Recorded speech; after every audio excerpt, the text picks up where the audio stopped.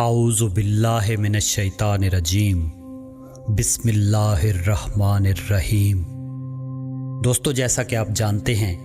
کہ آج کل ہماری بات چیت چل رہی ہے شہنشاہ آخر الزمان اجل اللہ فرج شریف پر، کہ جنہوں نے آ کر شیطان کی لگ بھگ 6000 سالہ محنت کو نیست و نابود کرنا ہے۔ جیت تو شیطان کی پہلے بھی کبھی نہیں ہوئی، چاہے اس نے حق کو آتش نمرود میں ڈالنا چاہا یا دریائے نیل میں دھکیلنا چاہا، شیب ابی طالب میں مبہوس کرنا چاہا یا کربلا میں دھمکانا چاہا، ہر میدان میں ہی اسے منہ کی کھانا پڑی، اور اس کا ہر وار اس کے چہرے پر پڑی لعنت کی لکیروں میں ایک اور لکیر کے اضافے کا سبب بنتا چلا گیا۔ جیسا کہ میں نے پچھلی بات چیت میں بتایا تھا کہ مجھے اس سلسلے کو سمیٹنا ہے، جبکہ کتب سماوی اور صحف الانبیاء موعود الرسول سے بھری پڑی ہیں، کوئی نبی ایسا نہیں کہ جس کے ساتھ اللہ نے ظلم و جور کے خاتمے کا وعدہ نہ کیا ہو اور ایک آنے والے شہنشاہ کی بشارت نہ دی ہو جو ان کی ہر آرزو کی تکمیل کرے گا۔ اور یہی وجہ ہے کہ انبیاء علیہم السلام ہر گھڑی ان کے گیت گاتے نظر آتے ہیں۔ دوستو، اتنا تو آپ سب ہی جانتے ہیں کہ ہمارے نبی صلی اللہ علیہ وآلہ وسلم آخری نبی ہیں اور ہم آخری امت ہیں۔ یاد رہے کہ ہر نبی ایک امت کا سید و سردار تھا، لیکن یہ آنے والا شہنشاہ معظم اجل اللہ فرج شریف تمام امتوں کے سید و سردار ہوں گے، تمام امتوں کو ایک جھنڈے کے تلے جمع کریں گے، ایک دین رائج کریں گے، ایک شریعت ہوگی، ایک سکہ ہوگا اور ایک ہی مہر ہوگی جو اس کے بعد ابد تک رائج رہے گی۔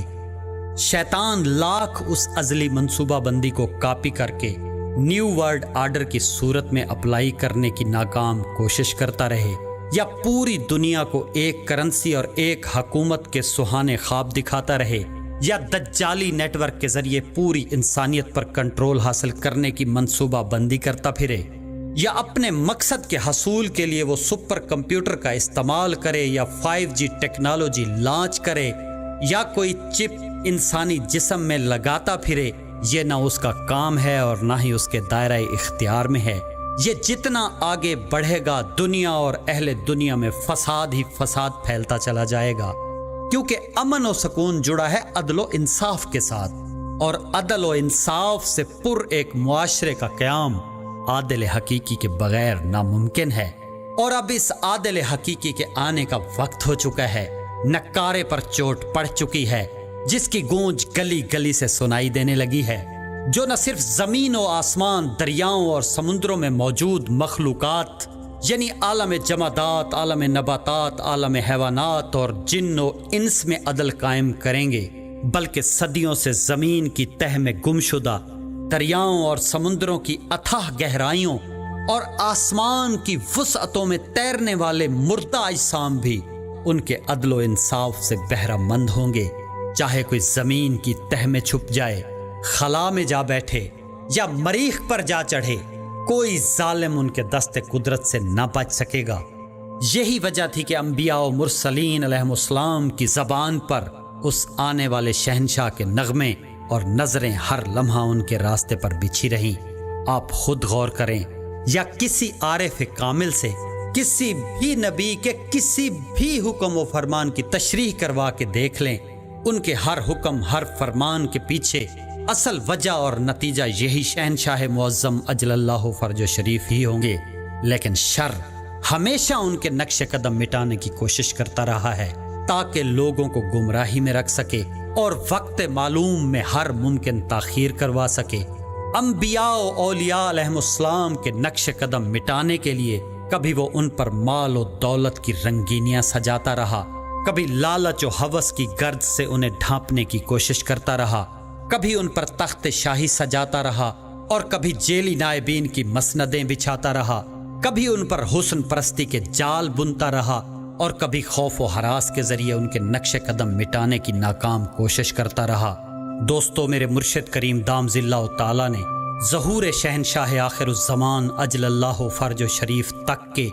تمام حالات و واقعات سے بھی اپنی جماعت کو آگاہ فرمایا تھا، شر کے تمام ہتھ کنڈوں سے بھی پردے ہٹائے تھے اور بمطابق ظرف हमें हक की हिकमत अमली से भी आगाह फरमाया था, जिनमें से सिर्फ वो जो किसी ओपन फोरम पर बयान किए जा सकते हैं, उन्हें मैं आहिस्ता आहिस्ता आपके सामने ला रहा हूँ। और मुझे 100% यकीन है कि ये सारा काम आज भी उनकी ज़ेरे निगरानी हो रहा है, क्योंकि मैं हल्फन अर्ज कर रहा हूँ कि मैंने आज भी वो नज़म पेश करने का प्रोग्राम बनाया था जिसका मैंने पिछली दफ़ा जिक्र किया था, लेकिन अचानक मेरी आंखों के सामने एक मंजर आ गया। सन 2001 की ये बात है। मेरे पाक मुर्शिद दाम ज़िल्लाहु ताला का कमरा है। कुछ ही देर पहले चंद मेहमानों से बातचीत के दौरान उन्होंने अपनी लाइब्रेरी में से एक किताब मंगवाई थी। गालबन उन्हें कोई रेफरेंस दिखाना था। मेहमान जा चुके थे। मैं और सरदार अहमद खान लुंड ऑफ फतेह जंग भी इस महफिल का हिस्सा थे। मेहमान जाने के बाद हम काफी देर वहां बैठे रहे और जिस वक्त उठने लगे तो सरकार ने वो किताब उठाकर मुझे देते हुए फरमाया कि इसे लाइब्रेरी में अपने मकाम पर रखते जाना। मैं वो किताब लेने के लिए आगे बढ़ा तो अचानक कुछ सोचते हुए उन्होंने वो हाथ वापस खींच लिया और खुद किताब खोलकर उसमें से कुछ देखने लग गए। उसके बाद वो खुली हुई किताब मेरे सामने की और मुस्कुराते हुए फरमाया कि इसे पढ़ लेना। वो 2 सफ़हात पर मुश्तमिल शहनशाह कायनात मौलाए मुमकिनात अली इब्ने अबी तालिब अलैहिस्सलातु वस्सलाम का एक खुतबा था। मैंने और सरदार अहमद खान साहब ने मिलकर वो खुतबा पढ़ा जिसमें आने वाले वक्त की पेशिन गोई थी, लेकिन बात हमारे ऊपर से गुजर गई। यानी उस वक्त हमें कुछ खास समझ ना आया। खैर, उसे पढ़ने के बाद हमने वो किताब लाइब्रेरी में रखी और बाहर चले गए और उसके बाद न सरकार ने उस सिलसिले में कोई बात चलाई और ना ही मैंने पूछा। यानी वो सारा किस्सा ही भूल भाल गया। आज 19 साल के बाद जिस वक्त मैं ये एपिसोड रिकॉर्ड करने लगा तो अचानक मेरी आंखों के सामने वो सारा मंजर घूम गया। रात के 2 बजे का टाइम था। मेरे मोबाइल पर कोई मैसेज आया था जिसकी बेल ने मुझे चौंका दिया और उस मंजर से वापस खींच लिया। यह सैयद फाइक अब्बास साहब का मैसेज था। मैंने फौरन उस खुतबे का उनसे जिक्र किया कि आपका मुतालिया वसी है, क्या कोई ऐसा खुतबा किसी किताब में मौजूद है जिसमें रोशन सितारे का जिक्र हो जो मशरिक से तलू होगा, क्योंकि मुझे सिर्फ इतना ही उस वक्त याद था। अल मुख्तसर उन्होंने मुझे 2 इमेजेस भेज दिए जिन्हें पढ़कर मैं हैरान रह गया। कितनी ही देर मुझ में हिलने जुलने की सकत न रही। ऐसा लगता था जैसे दिमाग एक नुक्ते पर आकर रुक गया है। खैर, इस वक्त मैं वो खुतबा आपके सामने पेश करना चाहता हूँ, लेकिन मेरी आपसे एक गुजारिश है कि इस खुतबे के हर लफ्ज को सुनते हुए एक बात आपके जहन में रहनी चाहिए कि ये खुतबा मौला अमीर कायनात अलैहिस्सलातु वस्सलाम का है, किसी जमन शाही का नहीं है। लेकिन चूंकि ये मेरे इस सिलसिले का सबसे अहम हिस्सा है, इसको बयान किए बगैर ज़हूर से पहले के हालात व वाक़यात पूरी तरह समझ नहीं आ सकते और ना ही एक कानून कुदरत और अदल इलाही समझ आ सकता है। दोस्तों, मसलक के असना अशरी की अहादीस व फरामीन मासूमीन पर मबनी मोतबर तरीन किताबों में से एक किताब है बिहारुल अनवार, जिसकी 110 जिल्दें हैं, जो अलामा मोहम्मद बाकिर मजलसी आलल्लाहु मकामा की ज़ेरे निगरानी तालीफ हुई। इसकी जिल्द नंबर 11 में मशरिक से एक सितारा ताले होगा के उन्वान से मौला मुश्किल कुशा अलैहिस्सलातु वस्सलाम का एक खुतबा मौजूद है। मिंबर एक कूफा पर बैठकर शहनशाह मुअज़्ज़म आने वाले हालात व वाक़यात के बारे में आगाह फरमा रहे हैं। दोस्तों, जिस वक्त मैंने इस खुतबे पर गौर किया तो ये मुझे 2 हिस्सों पर मुश्तमिल नजर आया और अजीब बात यह है कि इसका पहला हिस्सा दूसरे हिस्से का नतीजा नजर आता है, जिसमें वो फरमा रहे हैं कि जब तुम्हारे हाथों की दौलत पिघल कर बह जाएगी तो जजा का वक्त आ जाएगा, पर्दे उठ जाएंगे, मुद्दत पूरी हो जाएगी और वादाए हक करीब होगा। तो उस वक्त एक सितारा मशरिक से तलू होगा और फिर 14वीं का चांद निकल आएगा। यानी जब तुम अपने वक्त की हुज्जत को भूल बैठोगे, क्योंकि उनसे बढ़कर कोई और दौलत हो ही नहीं सकती। और जिस पैराए में इस खुतबे में बातचीत हो रही है वो भी वाज़े तौर पर बता रही है कि यहाँ ज़ाहिरी माल और दौलत मतलब नहीं हो सकता। यानी जब शहनशाह आखिरुज़्ज़मान अजलल्लाहु फर्ज शरीफ का तूलानी दौर गैबत तुम्हारी सारी उम्मीदें मुर्दा कर चुका होगा और उनका नाम पाक भी कोई नहीं लेगा और उस दौलत उज़्मा को लोग तर्क कर चुके होंगे, तो उस वक्त फिर जज़ा का वक्त आ जाएगा, पर्दे उठ जाएंगे, मुद्दत पूरी हो जाएगी اور وعدہ حق قریب ہوگا۔ دوستو، مشاہدے پر دلیل نہیں ہوتی، کسی بھی بزرگ سے تصدیق کر لیں، وہ یہی بتائے گا کہ 1950 میں تو شیعہ قوم بھی اپنے شہنشاہ امام زمانہ اجل اللہ فرج شریف کو بھلا چکی تھی۔ نہ محافل میں اور نہ ہی مجالس میں کہیں بھی ان کا ذکر تک نہیں ہو رہا تھا۔ دوستو، غور کریں تو حق بھی یہی بنتا ہے کہ 1,24,000 انبیاء علیہم السلام جو سبق پڑھاتے رہے، آئمہ معصومین علیہم السلام نے جن کے بارے میں مسلسل تاکید کی، جن کے انتظار کو احادیث کے ذریعے افضل ترین عمل قرار دیا گیا، اور جن کی دعا کو افضل ترین عبادت قرار دیا گیا، اور جن کے انتظار میں فوت ہو جانے والے کو کہا گیا کہ جیسے وہ اپنے امام پاک کے خیمے میں خون میں لت پت حالت میں شہید ہوا ہو، اور جن کے ناصرین کو افضل اہل کل زمان قرار دیا گیا ہو، تو جس وقت انسان اس ذات پاک کو بھی ترک کر بیٹھے تو پھر حق بنتا ہے کہ مہلت ختم کر دی جائے۔ اسی لیے فرمایا جا رہا ہے تو جزا کا وقت آ جائے گا، پردے اٹھ جائیں گے، مدت پوری ہو جائے گی اور وعدہ حق قریب ہوگا۔ دوستو، جتنی امتوں پر عذاب آئے ہیں ان کی تاریخ اٹھا کر دیکھیں، جس وقت بھی کسی امت نے راہ حق کو چھوڑ کر کفر کا راستہ اختیار کیا، اور وہ کفر جس وقت اپنے عروج پر پہنچا، تو پہلا نقصان یہ ہوا کہ خدا کی پہچان ختم ہو گئی۔ یعنی ظاہراً تو خدا ہی کی عبادت ہو رہی تھی، لیکن باطناً وہ ابلیسی توحید تھی، حقیقی نہ تھی۔ تو میں عرض کر رہا تھا کہ تاریخ اٹھا کر دیکھ لیں، جس وقت کفر عروج پر پہنچا تو قانون قدرت ایکٹیو ہو گیا، یعنی اس قوم کے لیے جزا و سزا کا وقت آن پہنچا، لیکن سزا کے لیے ایک آخری وارننگ دینا بھی قانون قدرت کا حصہ نظر آتا ہے۔ اور یہی قانون ماں باپ اور اساتذہ کی تربیت کے دوران بچوں کو دی جانے والی سزا سے لے کر قصے کہانی اور ڈراموں فلموں تک میں نظر آتا ہے کہ سزا دینے سے پہلے ہمیشہ وارننگ دی جاتی ہے، اور جب وارننگ پر بھی کان نہیں دھرے جاتے تو پھر اس کے بعد سزا کا فیصلہ سنایا جاتا ہے۔ دوستو، اب ذرا باقی امتوں کی طرح امت رسول صلی اللہ علیہ وآلہ وسلم پر نظر کریں۔ شہنشاہ انبیاء صلی اللہ علیہ وآلہ وسلم اور معصومین علیہم السلام کے فرامین دیکھ لیں، یا لاکھوں اولیاء کرام کی پیشن گوئیوں کو دیکھ لیں، تو پتہ چلتا ہے کہ اس وقت ہم دور آخر میں داخل ہو چکے ہیں۔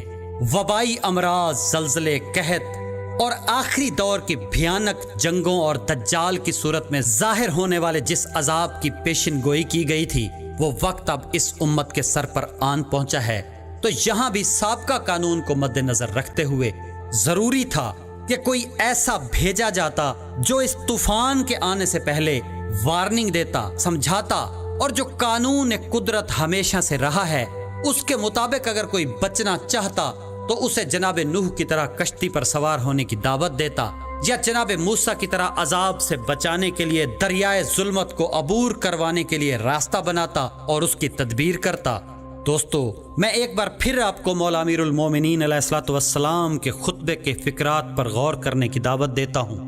انہوں نے فرمایا کہ جب تمہارے ہاتھوں کی دولت پگھل کر بہہ جائے گی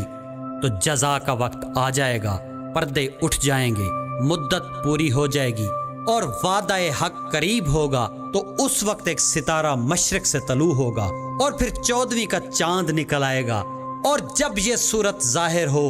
تو توبہ و استغفار کی طرف مائل ہونا،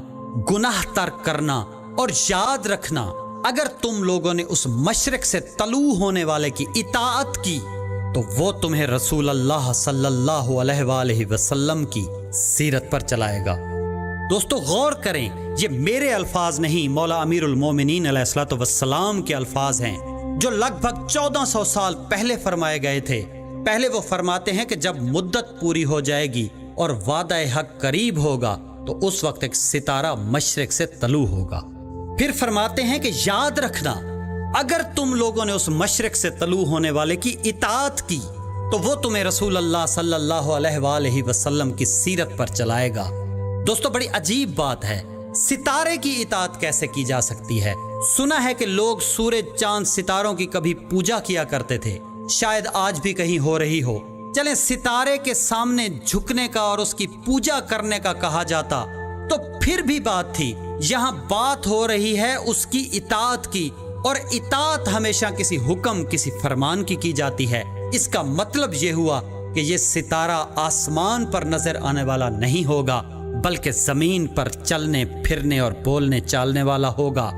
جو احکامات الہی اور فرامین معصومین علیہم الصلوۃ والسلام پڑھ پڑھ کے سنائے گا۔ اور اگر لوگوں نے اس کی بات مان لی تو پھر بقول مولا مشکل کشا علیہ الصلوۃ والسلام وہ تمہیں رسول اللہ صلی اللہ علیہ وآلہ وسلم کی سیرت پر چلائے گا، تمہارا بہرا پن اور گنگا پن دور کر دے گا، محنت و مشقت سے بچو گے، تمہاری گردنوں کا بوجھ ہلکا ہو جائے گا۔ اللہ تعالیٰ اپنی رحمت سے اسی کو دور رکھے گا جو اس کی رحمت کا منکر ہوگا اور بارگاہ عصمت کو چھوڑ دے گا، اور ظالموں کو عنقریب معلوم ہو جائے گا کہ وہ کس انقلاب کے دھارے میں بہہ گئے۔ دوستو غور کریں، مدت پوری ہو جائے گی اور وعدہ حق قریب ہوگا، یعنی یہ جس ستارے کی طرف اشارہ کیا جا رہا ہے وہ اس عذاب یا اس دور فتن سے کچھ پہلے وارننگ دینے کے لیے آئے گا، اور جو ان کی اطاعت کریں گے انہیں بشارتیں دی جا رہی ہیں، اور جو ان کی اطاعت نہیں کریں گے انہیں فرمایا جا رہا ہے کہ ظالموں کو عنقریب معلوم ہو جائے گا کہ وہ کس انقلاب کے دھارے میں بہہ گئے۔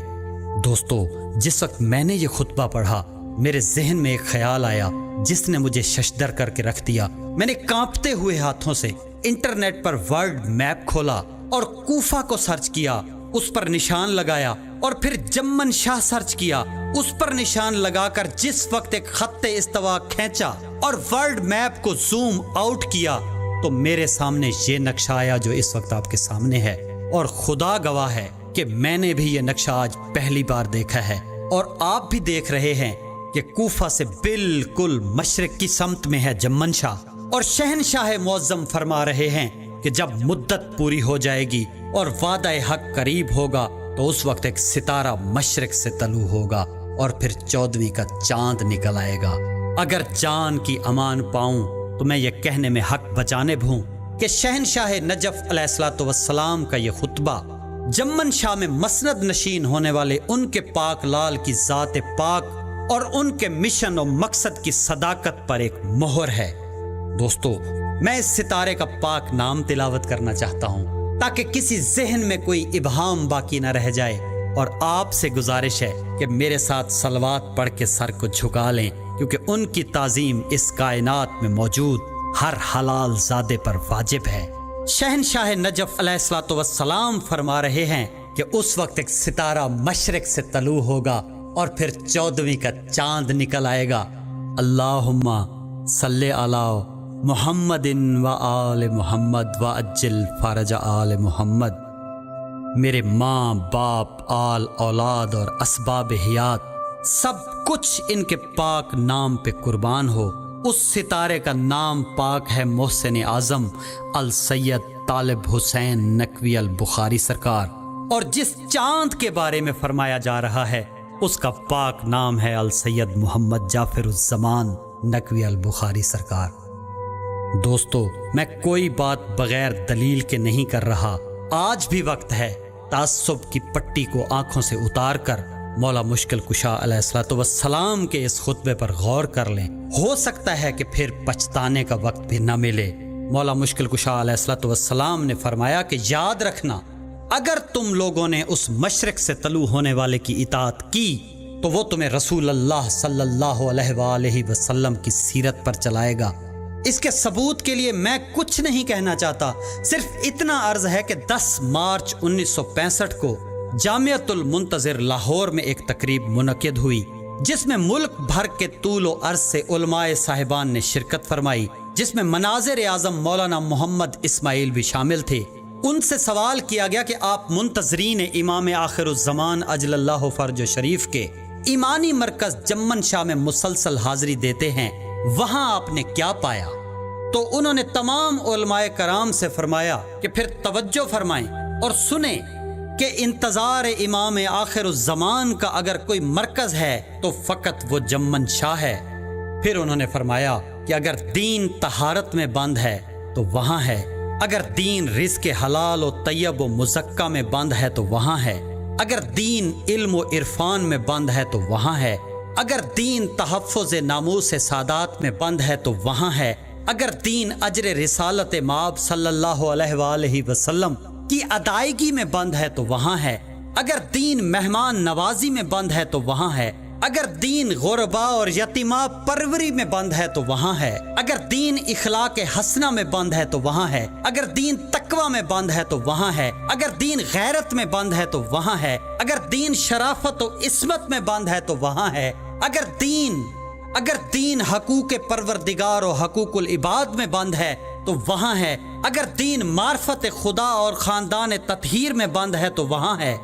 اگر دین پردہ و حیا میں بند ہے تو وہاں ہے، اگر دین عزاداری شہنشاہ کربلا علیہ الصلوۃ والسلام میں بند ہے تو وہاں ہے، اگر دین عبادت الہی میں بند ہے تو وہاں ہے، اگر دین ادائیگی حق کے سیدہ میں بند ہے تو وہاں ہے، اگر دین سخاوت مسلسل میں بند ہے تو وہاں ہے، اگر دین فرائض انسانیت میں بند ہے تو وہاں ہے، اگر دین بردباری میں بند ہے تو وہاں ہے، اگر دین ماتم مظلومین میں بند ہے تو وہاں ہے، اور اگر دین ادب و احترام میں بند ہے تو وہاں ہے۔ کاش وقت ہوتا تو میں آپ کے سامنے ایک ایک فکرے پر ثبوت و دلائل کے ڈھیر لگا دیتا کہ کیسے انہوں نے عملی طور پر سیرت رسول خدا صلی اللہ علیہ وآلہ وسلم پر چل کر دکھایا، کس طرح انہوں نے مجھ جیسے لوگوں کے بہرے اور گنگے پن کو دور کیا، کس طرح ہمیں محنت و مشقت سے بچایا، کس طرح ہماری گردنوں کا بوجھ ہلکا کیا اور رحمت الہی کا ہم پہ سایہ کیا جو انشاءاللہ ابد تک قائم و دائم رہے گا۔ دوستو، ان کے افکار اب کسی سے پوشیدہ نہیں ہیں۔ ان کی کسی بھی کتاب کا ایک چیپٹر پڑھ لیں یا زیادہ نہیں تو ان کی کوئی سی ایک مجلس سن لیں، اگر آپ نے تھوڑی سی بھی توجہ کر لی تو پھر اسی میں سے ہی میری تمام باتوں کی صداقت کی خوشبو محسوس ہو جائے گی۔ وقت کم ہے، اس لیے میں اس بات کو یہاں مزید لمبا نہیں کرنا چاہتا۔ ہاں، میں نے جو اس پاک خطبے کی تشریح کی ہے، اگر کسی کے اس سلسلے میں تحفظات ہوں تو دروازہ کھلا ہے، انشاءاللہ ثبوت و دلائل کے ساتھ بات ہوگی۔ دوستو، کوئی بھی اپنی یا اپنی جماعت کی حالت زار بیان نہیں کرتا بلکہ صرف فضیلت بیان کرتا ہے، لیکن مجھے اس پاک خطبے میں بیان کی گئی اس جماعت کی حالت زار بھی آپ کے گوش گزار کرنی ہے۔ سچ تو سچ ہوتا ہے، چاہے وہ کتنا ہی کڑوا کیوں نہ ہو، اور آپ یہ بھی جانتے ہیں کہ چاروں انگلیاں برابر نہیں ہوا کرتی۔ کوئی بھی جماعت پوری کی پوری کامل نہیں ہو سکتی، یعنی عطر ہمیشہ قطروں میں ملتا ہے، عطر کے دریا نہیں بہا کرتے۔ اب آتے ہیں اس خطبے کے پہلے حصے کی طرف، جس کے بارے میں نے عرض کیا تھا کہ یہ پہلا حصہ دوسرے حصے کا نتیجہ نظر آتا ہے، یعنی بالآخر غیبت کی طولانی رات کے اختتام کا اعلان کرنے کے لیے وہ ستارہ روشن ہوا، اور پھر اس نے 1951 میں اپنے نور علم سے اس دھرتی کو منور کرنا شروع کیا۔ زمین کے چپے چپے تک اس کی روشنی پہنچنا شروع ہوئی تو زمین کے چپے چپے سے پروانے اڑ اڑ کر اس کے گرد جمع ہونا شروع ہو گئے اور اس کا طواف کرنے لگے، اور پھر قانون فطرت کے تحت دیکھتے ہی دیکھتے سینکڑوں بلکہ ہزاروں کی تعداد میں پتنگے، حشرات الارض، سانپ اور بچھو بھی اپنے اپنے مقاصد لے کر اس نور علم کی منور شمع کے گرد جمع ہونا شروع ہو گئے۔ کئی جان نثار کرنے والے پروانے تھے، کئی اپنا پیٹ بھرنے کے لیے آئے تھے، کئی شمع کی روشنی پر بار بار جھپٹ کر اس کو بجھانے کے درپے تھے، کسی کی خود پر نظر پڑی اور خود کو اس نور کی وجہ سے روشن دیکھا تو خود کو ہی اس روشنی کی وجہ سمجھ کر اترانے لگا۔ تو میں عرض کر رہا تھا کہ شہنشاہ نجف علیہ الصلوۃ والسلام اس خطبے میں فرماتے ہیں کہ جس طرح اللہ تعالیٰ نے حضرت یعقوب کے گروہ کو جمع کیا تھا، اسی طرح اللہ میرے اہل خاندان کو جمع کرے گا، خدا کرے کہ ابھی ہو۔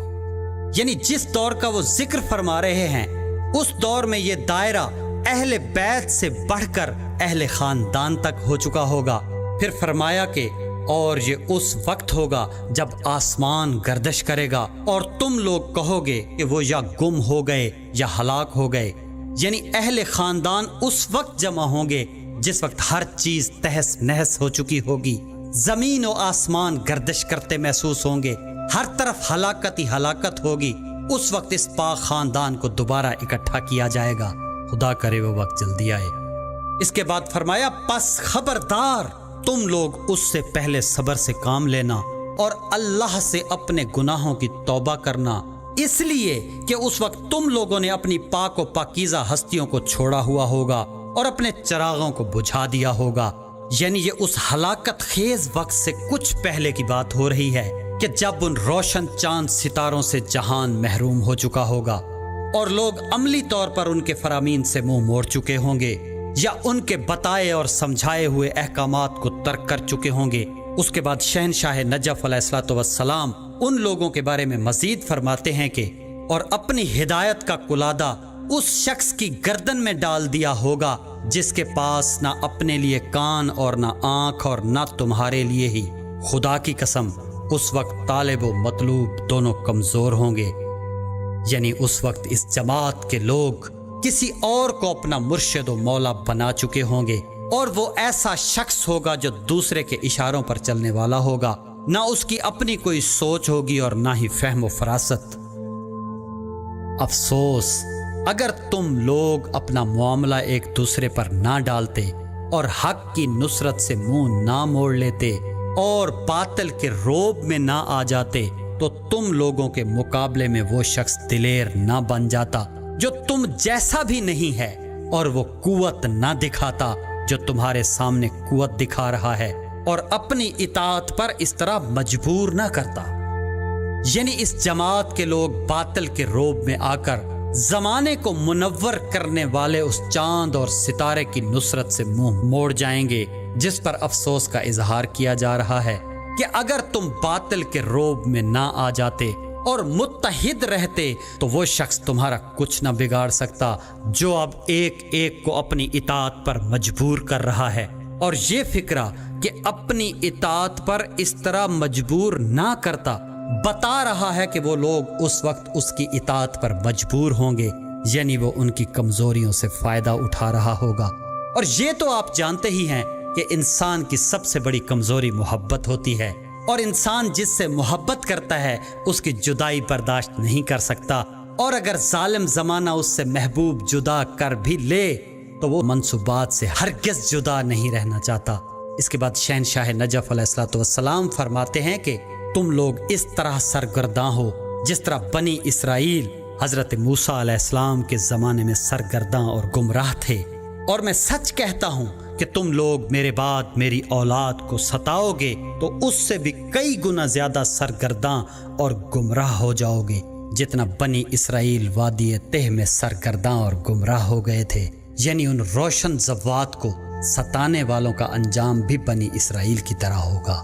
اس کے بعد فرمایا کہ اگر تم نے اپنی پیاس اس سے بجھانے اور سیراب ہونے کی کوشش کی جس کو قرآن میں شجرہ ملونہ سے تعبیر کیا گیا ہے، تو واقعتاً تم ایک گمراہی کی طرف دعوت دینے والے کی آواز پر لبیک کہو گے اور باطل کو قبول کرنے کے لیے دوڑ پڑو گے اور حق کی دعوت دینے والوں سے غداری کرو گے اور اصحاب بدر کو چھوڑ کر حرب کی اولاد یعنی خاندان ابو سفیان سے مل جاؤ گے۔ دوستو، میرے مرشد کریم نے فرمایا ہے کہ حق اور باطل کا صرف ایک رشتہ ہوتا ہے، اور وہ ہے دشمنی کا۔ یعنی ان زوات سے دشمنی کرنے والے کو بھی شجرہ ملونہ سے تعبیر کیا گیا ہے، چاہے وہ کسی بھی قوم یا قبیلے کے لوگ ہوں گے۔ اور وارننگ دی جا رہی ہے ان پاک زوات سے محبت کرنے والوں کو کہ ہم جانتے ہیں کہ تم ان ہستیوں کی محبت میں ایسے تڑپ رہے ہو جیسے مچھلی پانی کے بغیر تڑپتی ہے،